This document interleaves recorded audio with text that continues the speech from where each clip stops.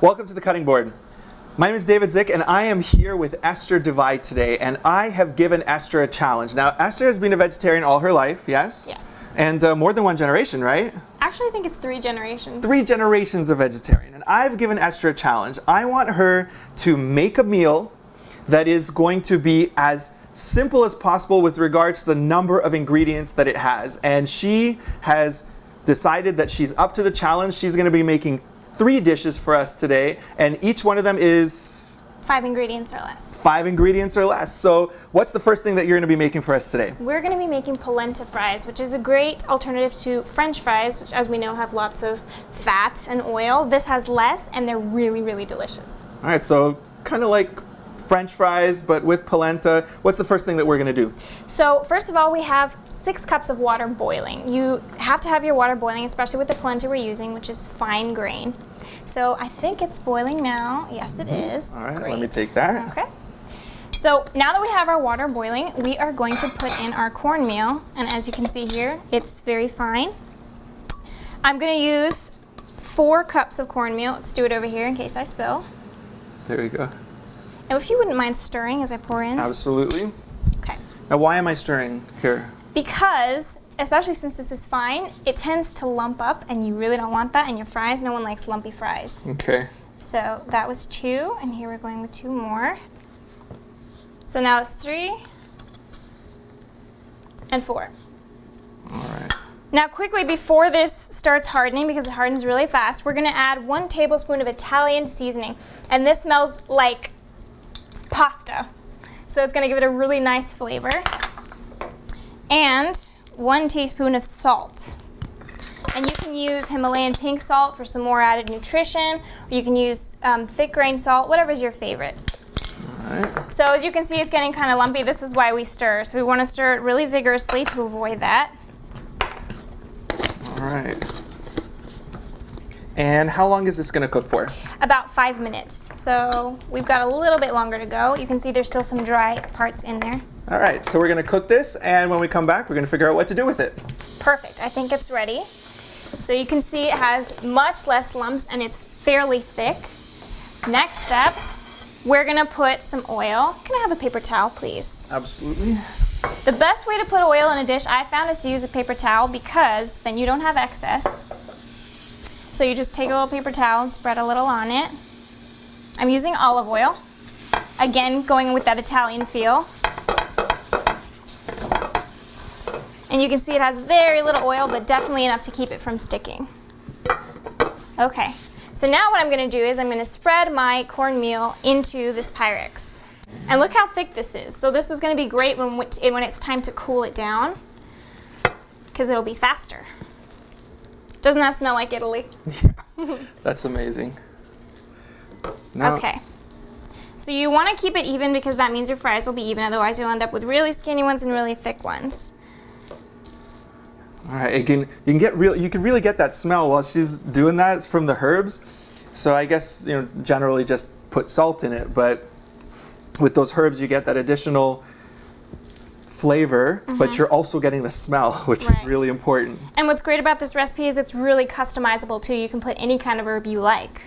So if I wanted to make this spicy, I could add some cayenne pepper to it? Definitely, absolutely. Okay. Or even after they're cooked, you can toss them in cayenne pepper as a sort of covering. And okay. I can put garlic in it? Definitely. You can put garlic powder, onion powder, you can put paprika, crushed black pepper, any type of thing you like, honestly. Okay. All right, so this looks fairly even. And now it's time to set it away to cool. So our polenta is chilling right now, and we have some time while that's cooling down, getting even more firm while it's cooling down. And we're going to be doing something else. And this is the next thing, 5 ingredients. I do see 5 ingredients. I see garlic, I see onion, I see cashews, I see tomatoes, and olive oil. I'm not going to count the salt. So we got 5 ingredients here. And what are we making?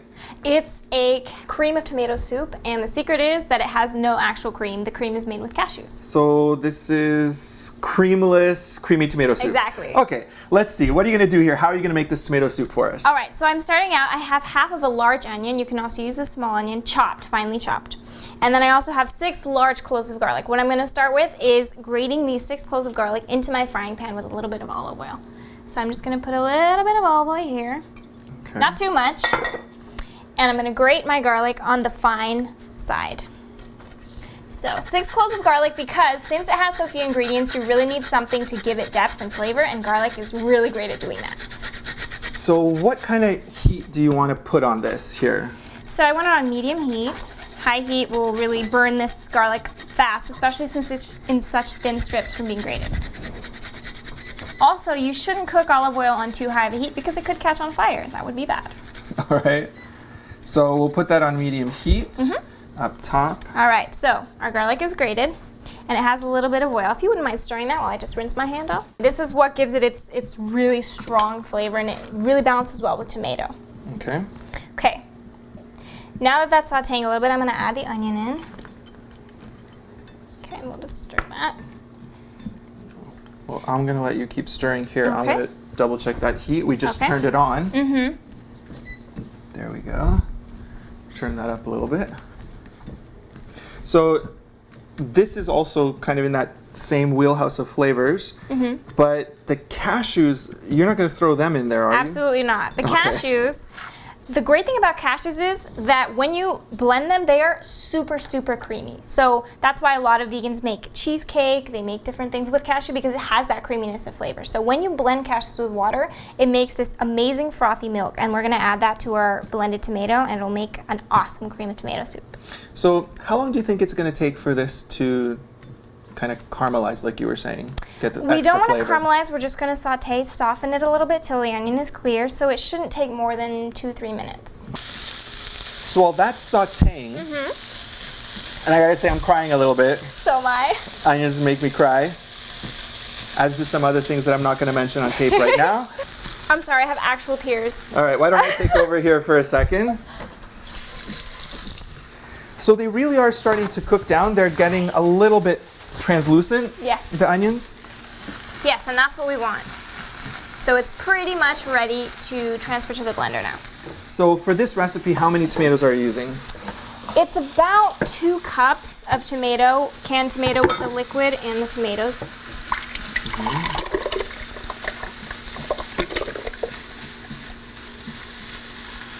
Okay. So now I have tomatoes in the blender, and I'm going to add the onion and garlic directly into the tomato. And the reason why is because this is a cream of tomato soup, so we don't want chunks of garlic and onion in the tomato. So is this ready now? It is. This is ready. All right. Let me get this up here. Whoops. That's okay. Making a mess is part of the fun of cooking. Exactly. There we go. All right. Great. So now that's in there. Turn this oven off.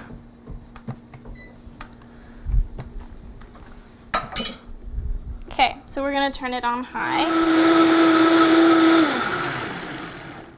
All right, so now as you can see, the tomato has almost no trace of chunks of garlic or onion in it. So that's what we're looking for. Onion off there. Okay, now we're going to transfer it to a pot.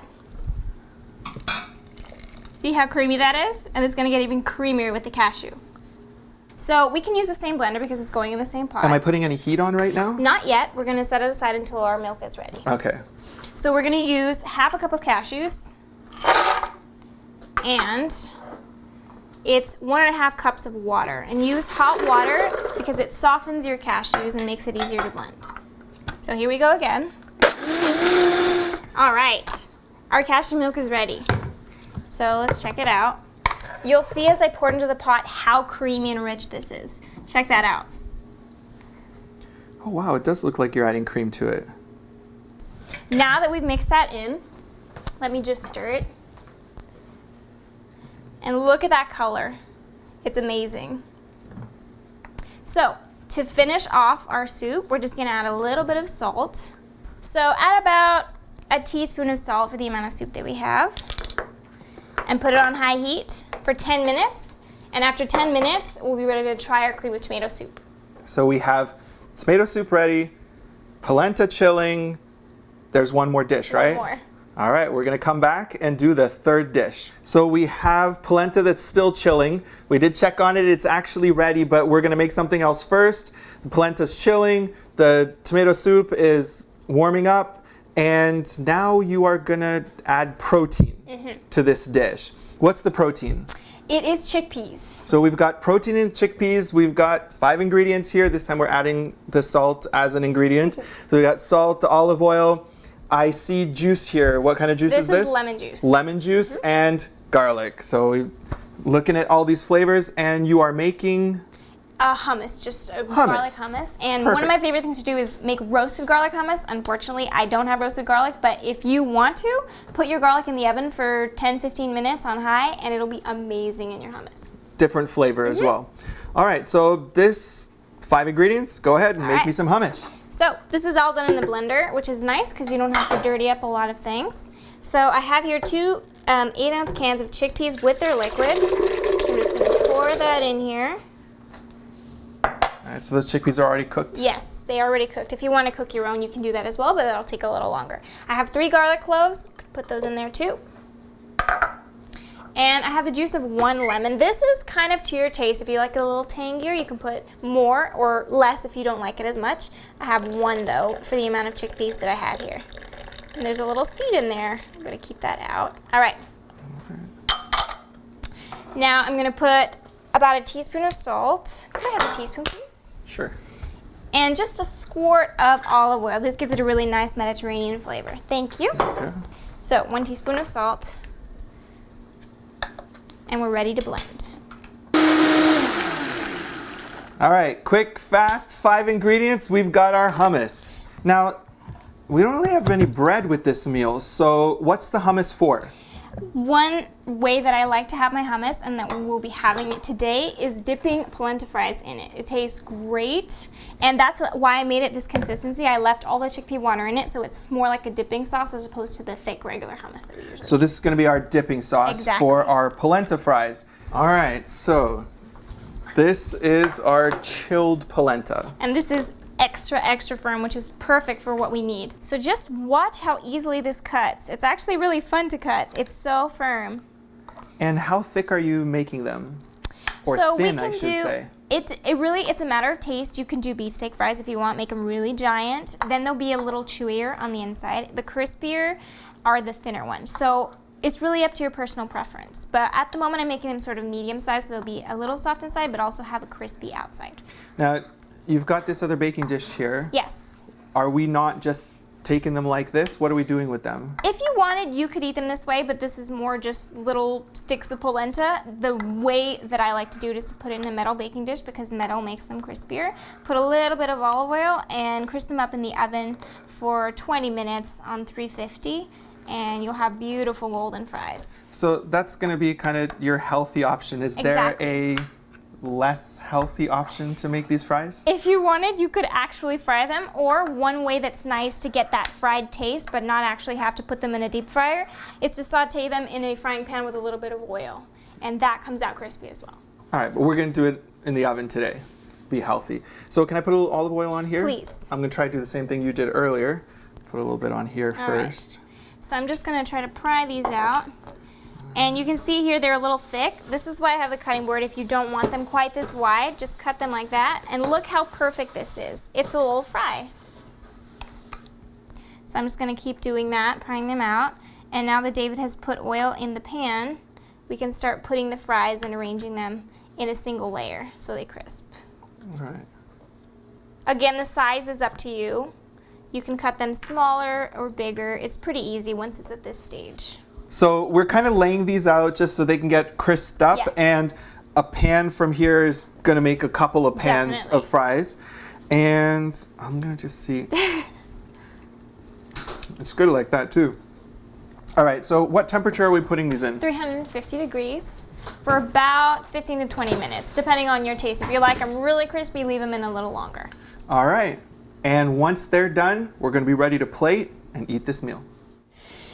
Man, that smell from the tomato soup, all that garlic and onion. It's just so appetizing. You want to dig in.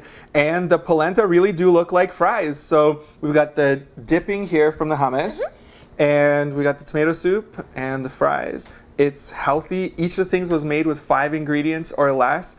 And we've got our protein. We got all the kind of things that we need for a really good, delicious meal. So let's dig in. I want to try this. Let's start with the soup.